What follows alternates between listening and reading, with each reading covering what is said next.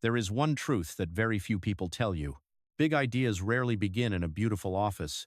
They do not begin with a 100-page business plan. They do not begin with a world-class team. And they certainly do not begin when you already have enough money, enough experience, and enough confidence. They usually begin very late at night, when everyone else is asleep, when your phone is silent, when you are sitting alone, staring at a screen, with only a few $1,000s left in your account and one problem repeating itself in your mind. A problem that bothers you. A problem that follows you home from work. A problem that makes you ask, why has no one solved this yet? And then a more dangerous question appears. If no one else is doing it, why shouldn't I? That is the moment an idea is born. Not in a dramatic way. Not with certainty. Just through friction.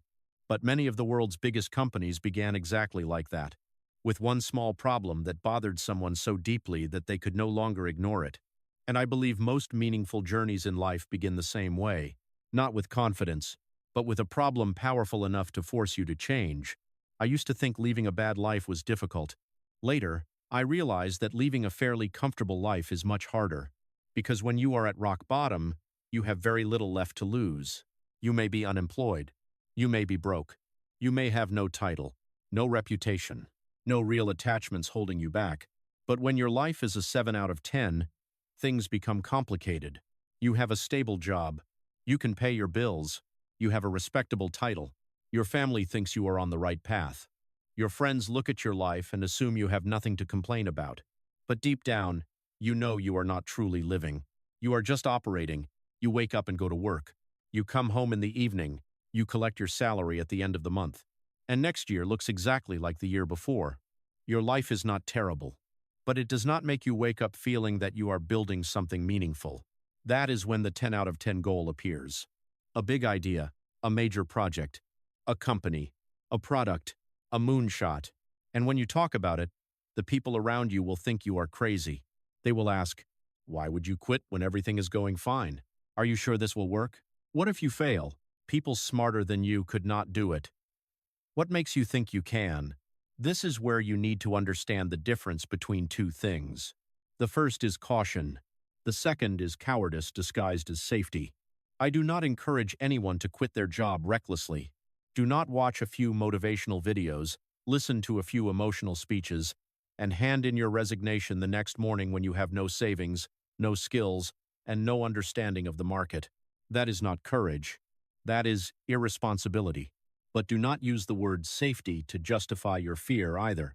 Some people spend their entire lives at 7 out of 10, not because they lack ability, but because they are too afraid to lose what they already have. Then 10 years later, they look back with regret, not because they failed, but because they never tried. People love to describe entrepreneurship with beautiful images, fundraising, growth, a new office, a growing team, rising revenue, media coverage, invitations to speak on stage. But very few people talk about loneliness. There are decisions you cannot fully explain to your employees, because if they know the company only has enough cash for 2 more months, they may panic. There are fears you do not want to share with your family, because they already worry about you enough. There are problems you cannot fully reveal to your partners, because they need to see stability. In the end, you are the one who has to look calm in front of everyone. But at night, you lie awake with hundreds of questions. Am I wrong? Am I leading the whole team in the wrong direction? Did everyone trust the wrong person? Should I stop? According to the data summarized in the source material, 87% of founders admit that building a company is lonelier than they expected. I believe that number, because the more responsibility you carry, the more you understand that some decisions cannot be shared. A lot of people love the title of founder. They love being called the boss. They like having a team. They like being listened to. But when problems happen, they look for someone else to blame. They blame the market. They blame employees. They blame investors. They blame customers. They blame timing. People like that do not build companies. They build stages to feed their own egos. Being a founder does not mean becoming the most important person in the room. It means becoming the person who takes final responsibility when everything goes wrong. There is a concept that anyone who has built a business understands. It is called the struggle. This is not just one bad day. It is not 1 week of declining revenue. It is not one angry customer. The struggle is a long period when you have no idea when the pain will end. You wake up in the middle of the night covered in sweat. Cash is running out. The product is not good enough. Customers are leaving. Employees are losing faith. The people who once praised you have gone quiet. The people who promised to stay are suddenly making excuses. You sit in front of the numbers and realize that if your next few decisions are wrong, everything may collapse. The worst part is that no one can tell you how much longer you need to endure. If you knew success was only 3 months away, almost anyone could keep going. If you knew failure was certain in 2 months, you could stop. But entrepreneurship does not give you a clear answer. You have to keep moving through the fog. You do not know whether there is light ahead or a cliff. This phase reveals who you really are. Can you stay disciplined when no one is applauding? Can you keep your promises when the money has not arrived? Can you take responsibility when your decision was wrong? Can you change your strategy? Or will you stay stubborn because you are too proud to admit your mistake? The struggle does not only test the business model, it tests the character of the leader. Airbnb was rejected by 7 Silicon Valley investors. 7 times. Imagine presenting your idea to 7 people, and all 7 say no. After the first rejection, you can tell yourself they did not understand. After the second, you can say you did not explain it well enough. But by the 7th, you start doubting yourself. You begin to think, maybe this idea really is stupid. Maybe I am not good enough. Maybe they can see something I cannot. Most people stop here, not because they have no money left, but because they cannot handle rejection. Airbnb did not stop. They used rejection as data. Where was the product weak? What did investors fail to understand? Which part of the model was unclear? What did customers still not trust? How should the story be told differently? They continued improving the product and finding more creative ways to raise money. This is something weak people struggle to do. A weak person gets rejected once and disappears. A serious builder separates emotion from feedback. They understand that one rejection does not mean they are worthless. Maybe the product is not good enough yet. Maybe the presentation is unclear. Maybe the market is not ready. Maybe they are speaking to the wrong person.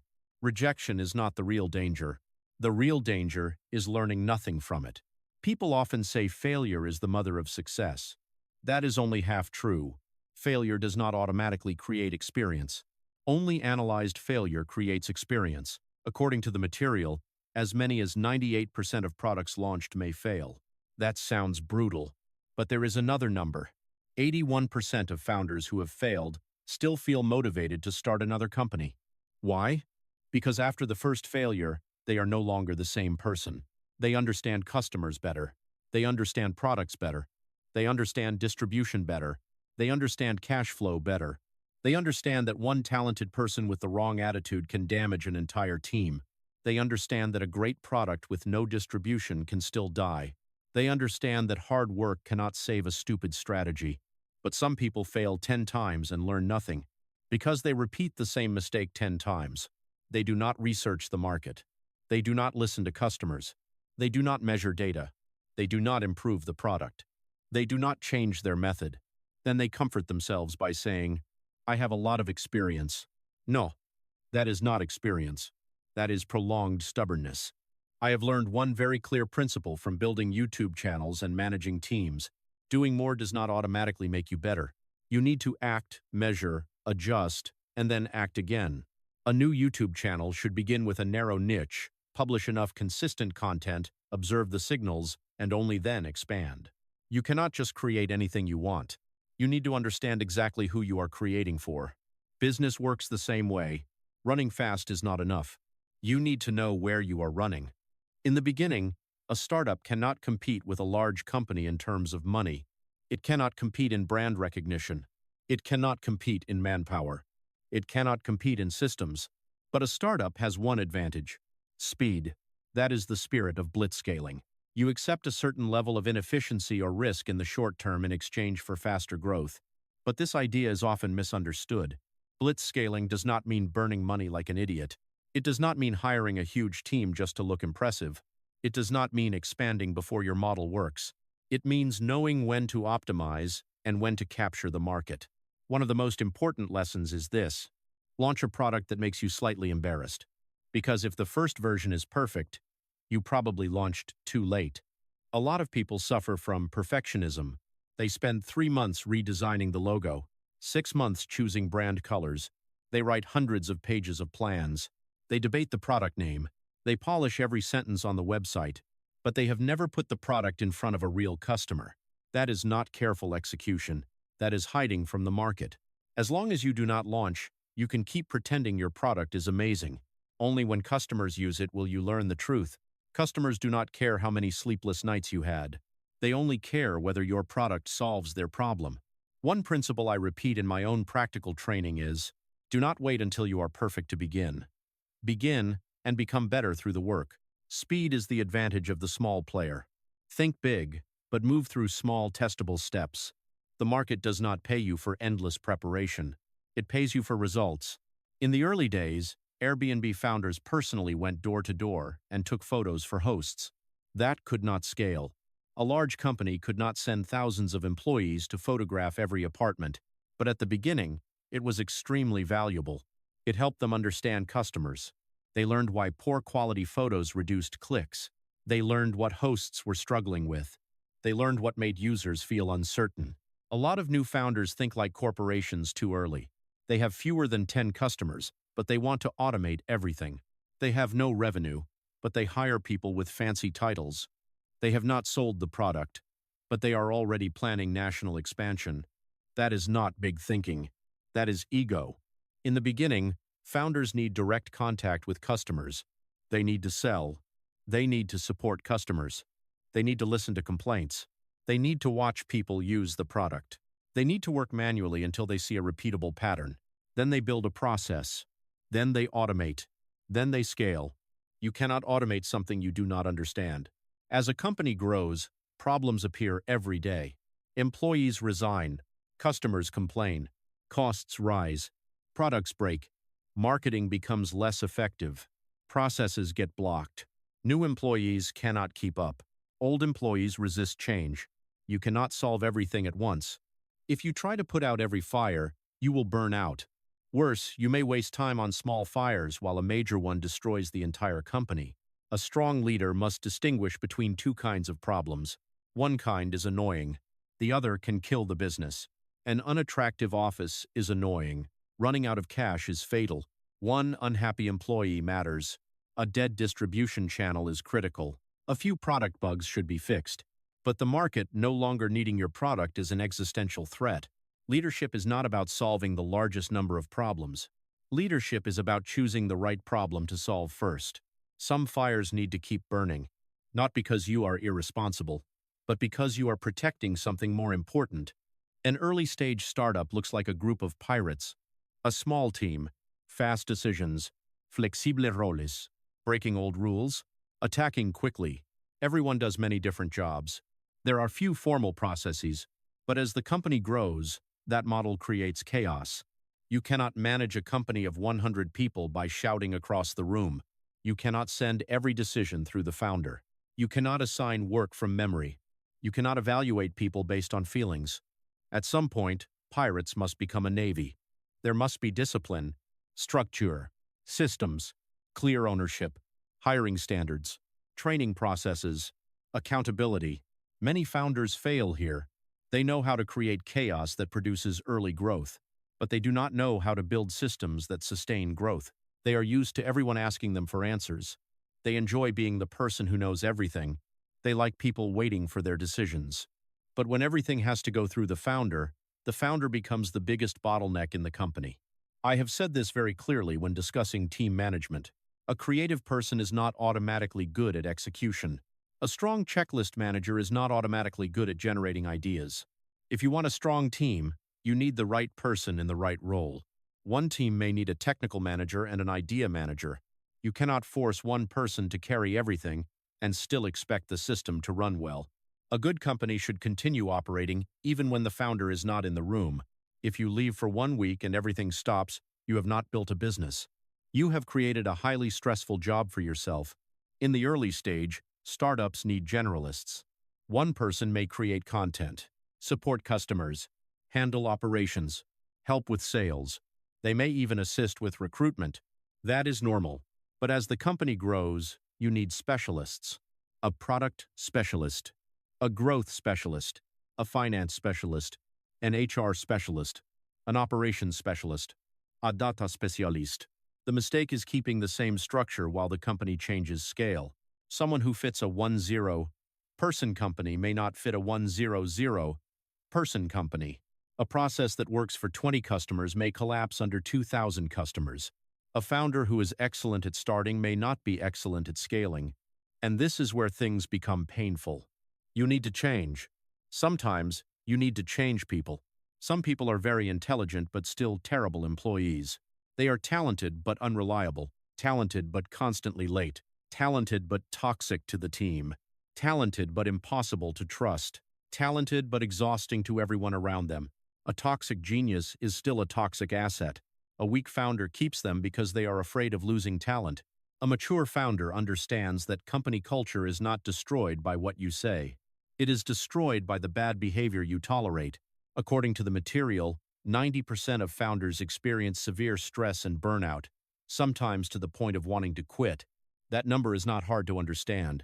Founders make constant decisions with incomplete information. They are responsible for cash flow, employees, customers, products, family, their own future. But there is one common mistake. Many people treat burnout like a medal. They brag about sleeping 3 hours a night, working 8-hour days, never taking weekends off, skipping meals, ignoring family. They think that proves commitment. It does not.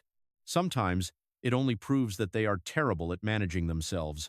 According to the Yerkes-Dodson law, stress can improve performance up to a certain point.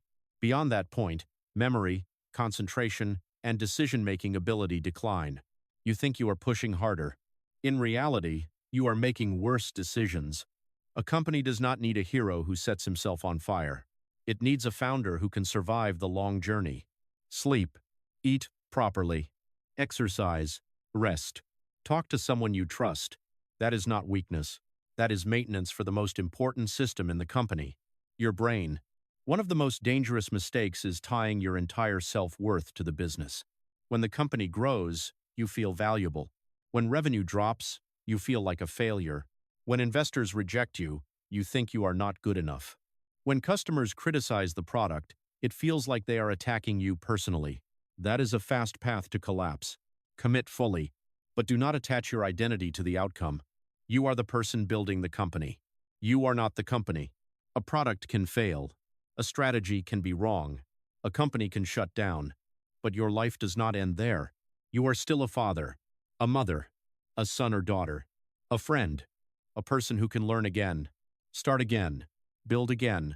People with a strong identity make better decisions because they do not need the company to succeed at any cost in order to prove that they are worthy.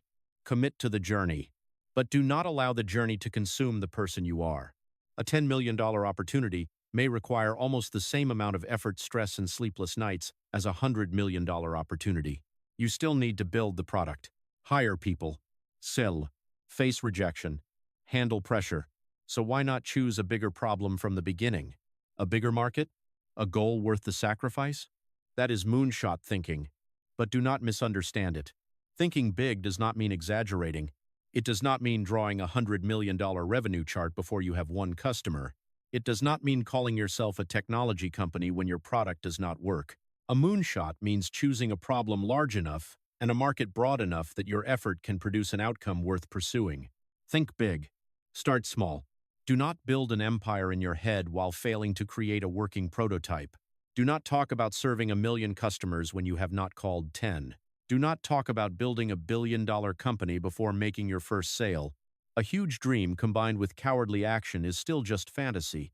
Many people think success means being featured in the media, raising money, reaching a high valuation, speaking on stage, becoming famous.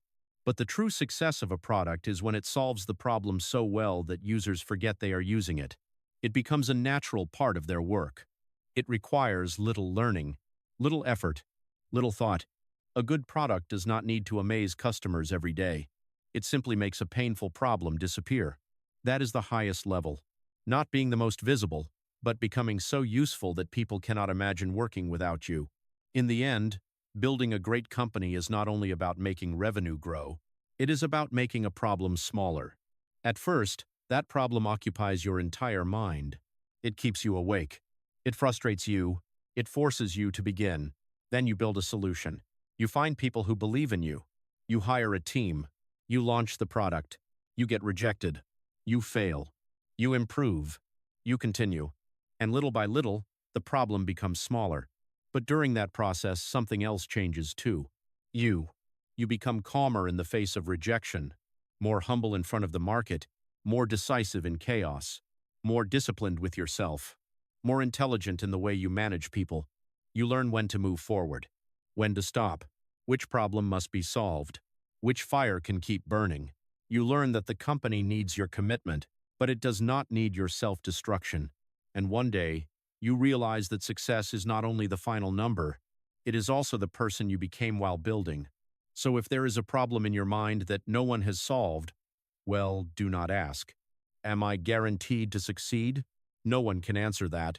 Ask instead, is this problem important enough for me to spend several years of my life solving it? If the answer is yes, begin. Start small. Launch quickly. Listen to the market. Measure the data. Build systems. Put the right people in the right roles. Protect your health. And never allow the fear of people who have never taken a real risk to define the limits of your life.